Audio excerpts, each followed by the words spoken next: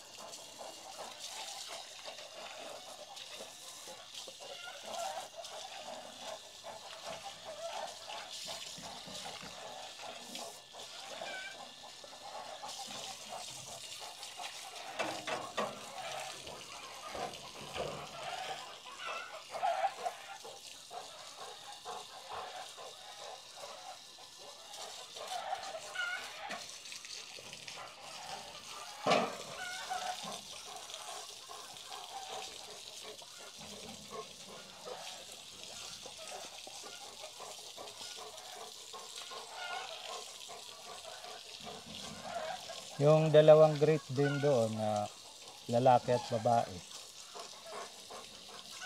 1 year plus pa lang yun. Ito 7 years na to siya. Pero hindi kasi ito siya pure, parang halo din ito kasi hindi siya ganun katangkad sa dalawa eh. Meron din akong dalawa na hindi rin pure ito. Hindi rin sila gaano katangkad. Kaya hindi ko yan hahalo sa kanila. Yung breeding ko talagang doon lang sa dalawang matataas.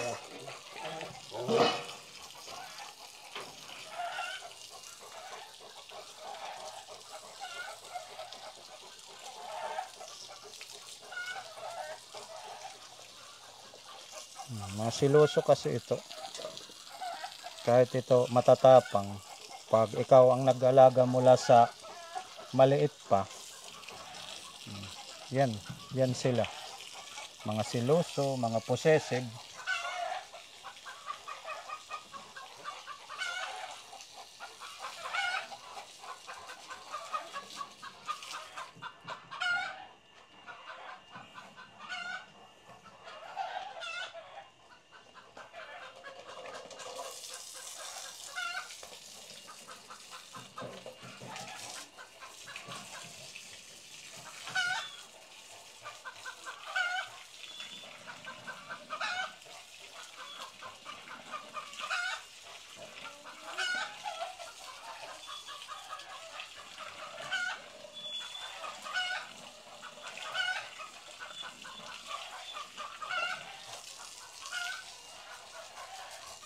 Pag natapos ko ng isprehan ito ng tubig, pag natapos ko na, lilinisin ko naman yung mga ano nila, yung mga kakainan nila na isa-isahin kong huhugasan. Sa ngayon, puno na yung pump ko doon sa ano. Papatayin muna natin yung pump. Puno na siya. So papatayin na natin dito.